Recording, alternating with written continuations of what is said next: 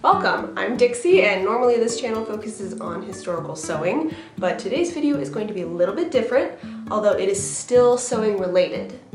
Since moving into my new house about a year ago, I have really enjoyed watching organization videos and interior decorating videos and studio room tours.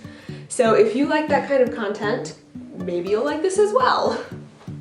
If you have seen any of my other videos, you are familiar with this sewing room. And in my old house, I used to keep my sewing patterns on a bookshelf, but that bookshelf is now in the baby's room. So for the past year, my sewing patterns have been stored in the top two drawers of my cutting table. My cutting table is just two IKEA dressers pushed back to back. These dressers hold my fabric stash as well. Some drawers are more organized than others. It's also home to my unfinished projects, which I stuff in plastic bags and leave to rot in my drawer of shame. We don't talk about that drawer. Or that one. Or that one. The drawers aren't really the best place for the patterns because they are so stuffed in there it's hard to access them. Since moving in, the plan had always been to build some kind of bookshelf in the closet to hold the patterns, and a year later I am finally doing it. So let me show you what the closet looked like before. This is the closet currently, and it's kind of a mess all over the floor. That's for two reasons. One, I have a baby and she likes to take everything out and play with it. And then also over here, most of this stuff is actually fabric that needs to go in the drawers, but I can't fit it in the drawers right now because they're full of patterns. And this is my little outline for my shelf. It's going to be wall mounted. And I made sure that if I pull out these drawers, it won't hit the shelf. And then I'll still have some room underneath to be able to put some things here if I need to. But hopefully I can clean out a lot of this so it won't be so messy. So how did I plan out this shelf? First, I took a bunch of my patterns and decided how I wanted to arrange them. I have two main sizes, which I will call regular and oversized. I measured the largest of either size and calculated how tall I needed my shelves to be.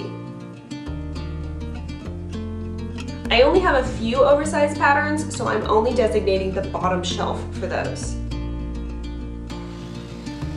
I'm making the shelf roughly 3 feet wide by 4 feet high with 4 shelves. I bought one 8-foot board and 3 6-foot boards and cut each of them in half. And because boards aren't always the exact length they claim to be, I had to trim off some of the ends. Each of these boards are 1x6s, which technically means they are 3/4 of an inch thick and 5.5 inches wide. Altogether, the supplies cost about $35. My top 3 shelves are spaced about 10 inches apart. The bottom shelf for the oversized patterns is about 14 inches tall.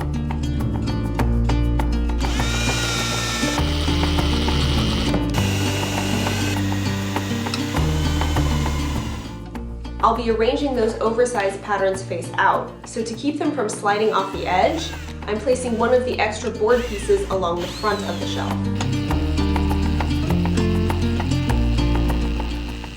With the whole thing assembled, I moved upstairs.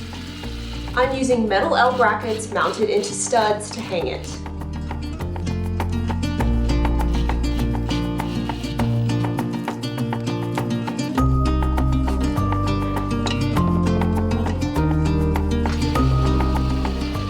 The good things about mounting the shelf to the wall is 1, it won't tip over, and 2, it's tall enough off the ground that the baby just can't pull all the patterns off the shelf. Yet. Now on to the fun part, organizing the patterns. I should preface this part by saying that before I moved, I purged many patterns, like a decade's worth of patterns, but I still didn't want to get rid of all of them.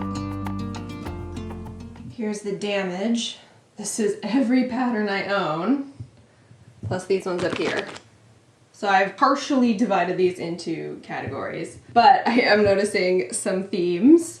I definitely like to collect patterns. So these Built by Wendy, Built by You patterns came out in like 2007. and I tried to buy every single one that I could.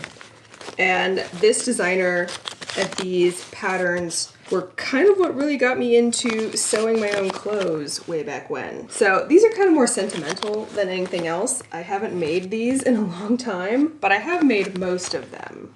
And then these Cynthia Rowley patterns. I have a ton of these. I think I bought every single one that came out ever, even if I didn't really like the style, just because I wanted to have them. All of these were on sale, of course, so I never paid more than $2 for them. A couple years ago, my cousins really wanted doll clothes, so of course I went out and bought every single American Girl doll pattern that I could find. And I did make a lot of doll clothes, but I did not make 20 plus patterns worth of doll clothes. So I don't know what I'm gonna do with these, but they're sticking around for now.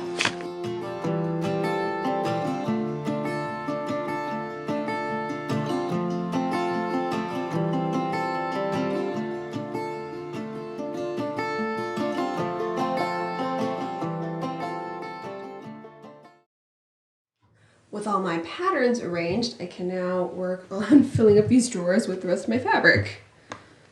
So most of this was in the closet. I still have a whole box of things. Like what's in here? This is leftover from an old shirt. Another old shirt. This is stuff from quilts. Got a whole bunch of fleece. Don't know what I'm gonna use that for. With this bag, oh, this bag is sad. This is an almost completed 1908 lace dress that I've been working on for years. And somewhere along the line, I lost the rest of this lace that I was gonna use for the collar and the waistband, and I have no idea where it is. And I guess I could just make the waistband and collar out of fabric, but why would I do something so logical?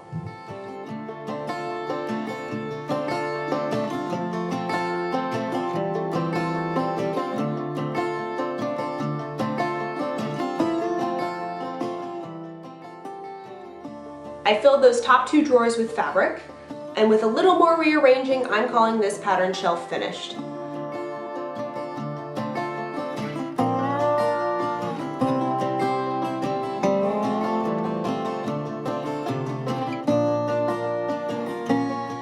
I even made little cardstock dividers to help separate the patterns. So the way I like to organize my patterns is like this. First, it's by category. So modern clothes, kids clothes, crafts and accessories, vintage, and costumes. But I will say that my true vintage patterns go in an airtight box elsewhere in the closet, but the vintage reprints and printed home patterns, they can go on the shelf. Within each category, I organize first alphabetically by company name, then within that they're arranged by pattern name or by number. In my old house, I used to have a lot more patterns, so I would keep the big four company patterns, McCall, Simplicity, Vogue, and the like, separate from the indie patterns. But this time around, since I pared down so much, I'm just gonna put them all together. For my PDF patterns that I print at home, I store those in 6 by 9 inch manila envelopes because they are the exact same size as most printed patterns. I label them by company and pattern name. If I reuse an envelope, I just cross out the old label and write in a new one. I don't print out extra details like pattern covers or pictures to stick on the envelopes because I can easily remember what the design is just by knowing the pattern name. So I did a little test and I stuffed as many envelopes as I could on that top shelf and then did some math and figured out that I could fit a whopping 500 patterns on this shelf. And if you think that 500 patterns is too many patterns, you're wrong. Right now I only have about half of that, but at least I have plenty of room to grow. And just so you don't think that I'm randomly hoarding patterns, I did a count of how many patterns I've actually sewn, and it's about 70%. More so for the modern clothes because I tend not to print out a pattern unless I'm going to sew it right away. As for some of the other patterns, my apron patterns are left over from when I used to teach sewing classes. Most of my kids' patterns were used to make gifts for friends and relatives, although I have a couple that I've been saving for years because I thought maybe one day I'll have a kid that I can sew for. And now I do. One funny thing about being a costumer is that once people know you make costumes, they want to give you all of their costume patterns. So I've acquired quite a few free patterns that way, but I've yet to sew most of them. Thank you so much for watching this little deviation from my normal content. I really like seeing how other people organize their space and make it work for them. So please let me know in the comments how you organize your patterns and fabric. For my next video, I'm going to be doing another corset project, so please subscribe if you want to see that. But before I go, I know that 2020 has been kind of a roller coaster of a year, and a lot of people are feeling motivated to do some good right now. So if you sew historical costumes or vintage clothes and would like to support a Black-owned pattern company, check out New Vintage Lady on Etsy. They sell plus-size, multi-size, PDF, and paper patterns, and they even have some men's patterns. But if you are not plus size, they also sell hat patterns, vintage accessories, and digital versions of vintage pattern catalogs. I'll leave a link in the description below, or you can search New Vintage Lady on Etsy. Thanks so much for watching. See you next time.